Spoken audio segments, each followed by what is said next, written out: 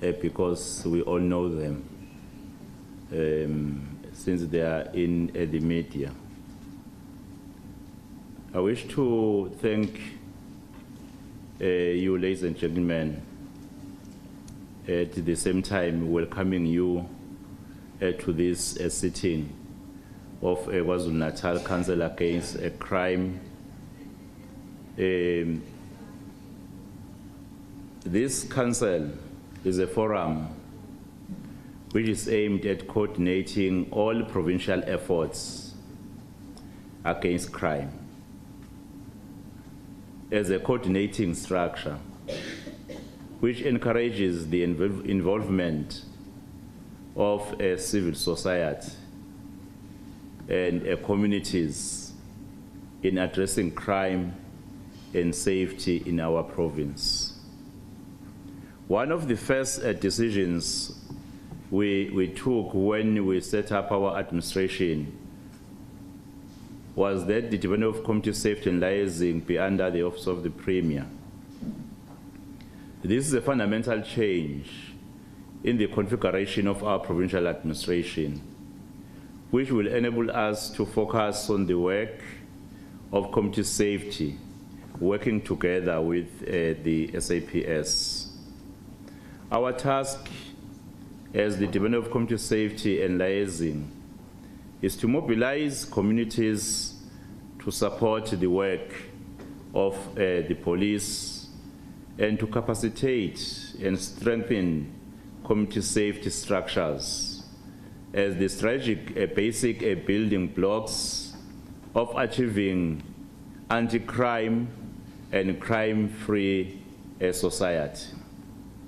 The Department of Community Safety and Liaising takes its mandate from Chapter 11 of the South African Constitution, which defines the role of provincial government in policing as being to, one, oversee the effectiveness and efficiency of the police service, receiving reports on the police service, promote good relations between the police and the community, assess the effectiveness of visible policing.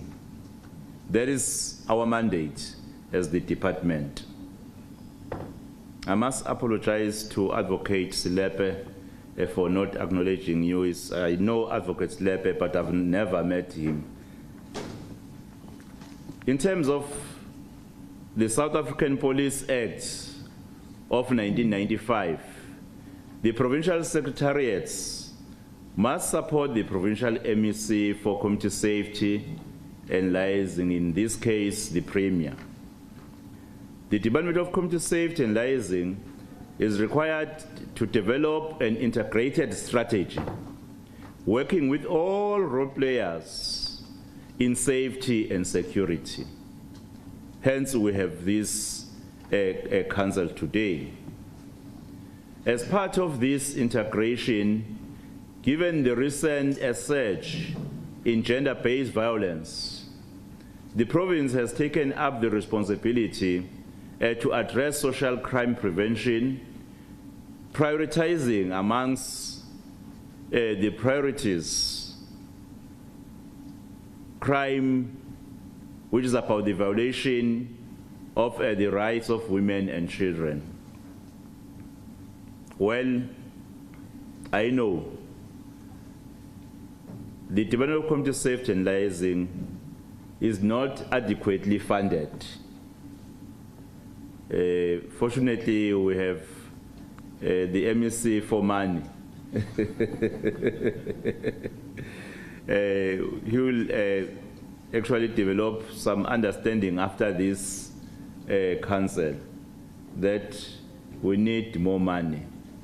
We cannot lease budget for a department that is responsible for what is fundamental in everything in our province. Because if we can be effective in fighting crime as a province, you'll see many things, in fact, unlocking. the issue of the investment, job opportunities, and the welfare of the people of KwaZulu-Natal. So it's important then that we well-resource the department. Ladies and gentlemen, the latest World Bank report on crime in South Africa, published in November 2023, which is titled South Africa Economic Update, Raising South Africa's Economic Prospects by Curbing Crime. That's the title. It discusses our country's economic prospects. The report highlights the critical need to address the challenge of high crime and to reduce its adverse effects on the economy and a society at large. The World Bank says that having returned to its pre-pandemic levels, South Africa's gross domestic product, the GDP, is expected to increase by an average of 1.5% from 2024 to 2026. I think this is much more evidence to a reality that crime impacts in our economy. If we're able to mitigate factors of crime, we will see increase in the performance of the province when it comes to our economy and more opportunities being availed or offered for the people of KwaZulu-Natal. This is attributed to the gradual easing of the electricity supply constraints, which is now well over 200 days of no load shedding, and the accelerated implementation of structural reforms that's set to boost our country's growth potential. On the other hand, the report also points out that high crime rates tend to undermine the country's economic growth, with the estimated cost being at least 10% of the GDP every year. High rates of crime damage the economy and contribute to the misallocation of resources through stolen property, protection cost, and missed economic opportunities. The report says the above. To this council, the report is even more relevant when it says that crime is multidimensional and that addressing high crime rates in South Africa requires an integrated approach. This is the exact approach and philosophy of this council.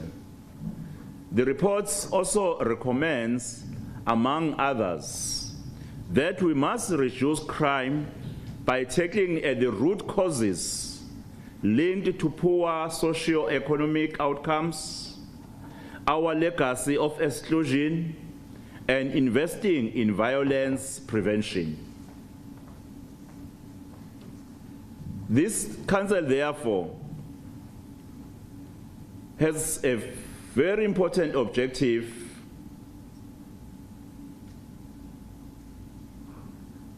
which is to extend and deepen support to the SAPS under the leadership of Provincial Commissioner Convenes. I'm aware of a caution, and the MECs are aware of a caution, but it's not easy to live with lie. Provincial Commissioner Convenes' leadership in the police in the Province of KwaZulu-Natal is turning around the challenges that the province is faced with when it comes to crime. And even in the National Parliament, members couldn't hide that KwaZulu-Natal police are a good example in fighting crime, including the Deputy President of the Republic. was categoric in a debate commending the work of Provincial Mkhwanazi and men and women of the blue. Therefore, it's important that as a council, I thought we were going to applaud that.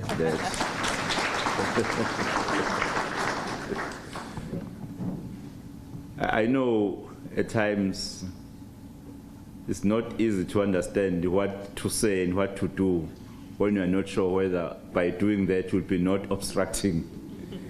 Otherwise, they really deserve it. And our work is to support the work they do.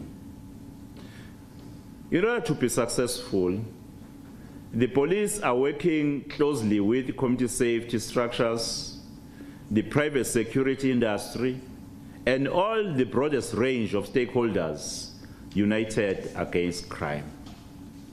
The multi-stakeholder approach demonstrated by your presence today from virtually every constituency in KwaZulu-Natal indicates our intention to close every corner and to completely shut down the space for criminality.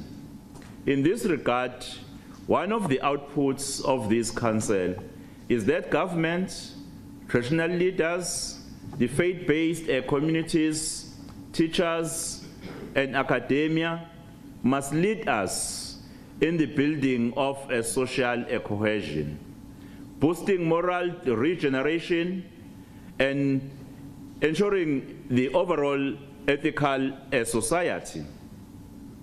Let me make one observation on the need of ethics, which demonstrate that our communities are yet to fully appreciate that they are a central role in defeating crime. They are at the center. We saw this with the looting during the July 2021 riots. This is a phenomenon of otherwise morally upright members of our community, people who go to church every Sunday and pray every day, but will find no shame or moral guilt when they loot a capsized beer truck. Some will not bat an eyelid when they buy stolen goods without realizing that these are proceeds of crime. The buyer, therefore, is unknowingly encouraging more house break-ins, more cell phone snatching, or even more car hijacking, and possibly more illegal weapons and murders. The fact is that criminals live and sleep in a community, a hostel, a home, or work in a business somewhere. Everywhere, someone knows that a crime is committed, but they choose to keep quiet.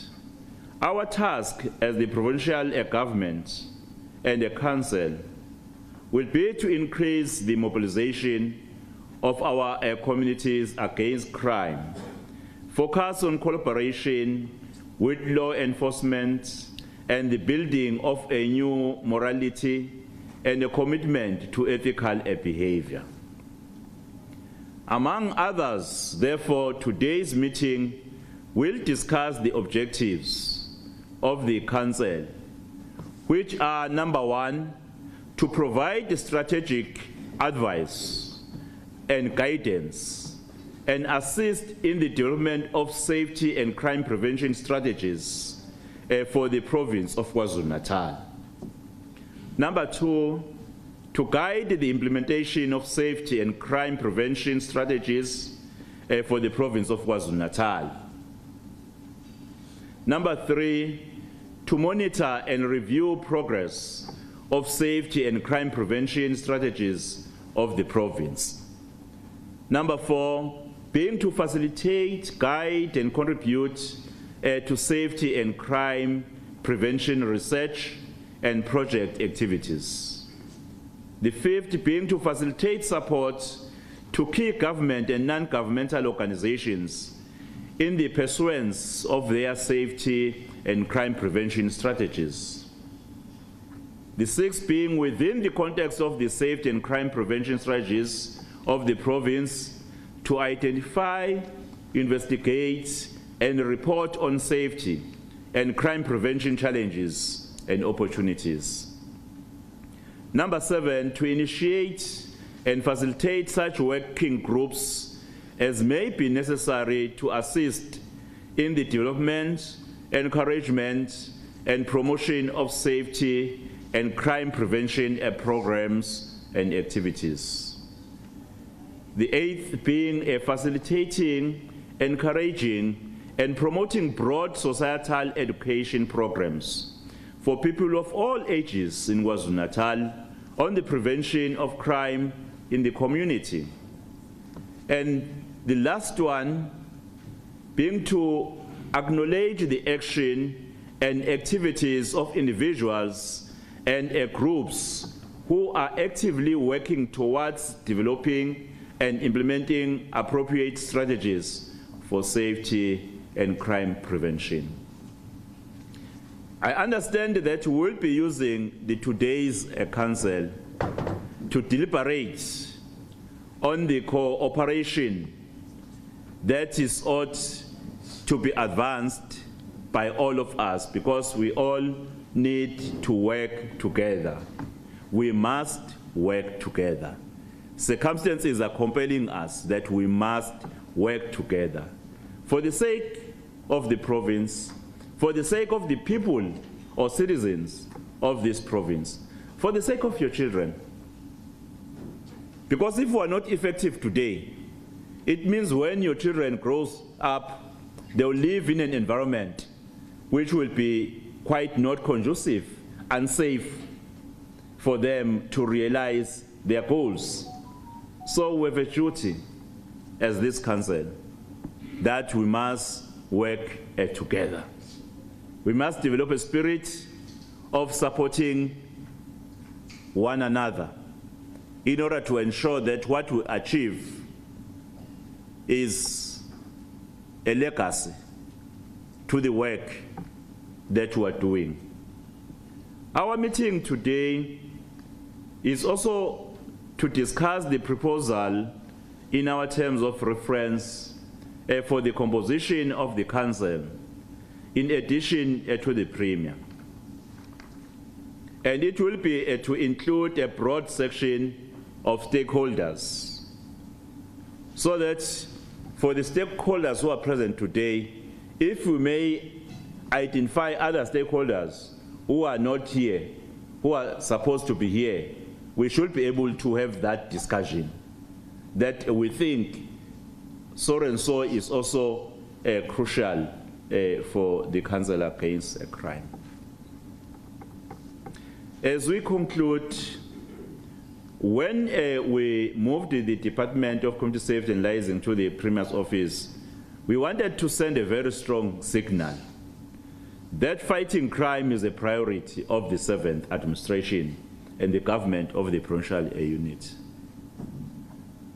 Ndabezitha Nkosi yesizwe from Amajuba, we have started to demonstrate what we want to see in our province. And I must thank the Provincial Commissioner Mkwanas for the cooperation, because we have conducted operations, a number of operations. I know some will say, well, our operations, they do not bring permanent solutions, but I know it's important that we continue. And even this week, somewhere will be conducting a certain operation, and will keep on doing so, because the majority of the citizens in the province of KwaZulu-Natal, they are really commending those operations. With this inaugural sitting of the KwaZulu-Natal Council Against Crime, we want to send a clear message that the work of this council will not be about reinventing the wheel, neither will it be about doing things the same way as we have done before. Because we must ask ourselves a fundamental question: what is new about this council? What is new in terms of the configuration, and what is new in terms of the outcomes of this council? This council must inspire new hope to the people of KwaZulu-Natal.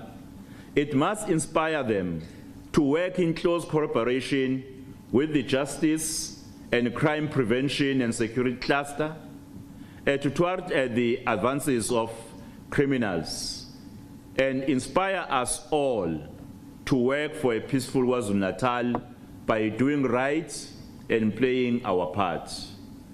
The council strengthens our resolve and commitment to a stronger and united front against crime, and a critical addition in our arsenal of measures deployed to do battle against all criminal elements bent on undermining our fledgling democracy. With these words, I wish to welcome you all and take this opportunity to thank you very much for your presence and participation at this important meeting. We value your presence and contributions as you bring your experience and expertise to help us craft effective solutions to crime, so we can build safer communities and peaceful KwaZulu-Natal. Thank you, ladies and gentlemen.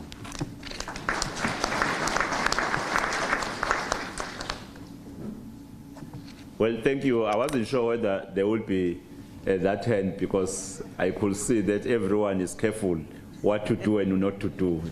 But thank you. May I therefore invite us to move to 2.1, which is the presentation of the KwaZulu-Natal Council Against Crime Terms of Reference by the HOD.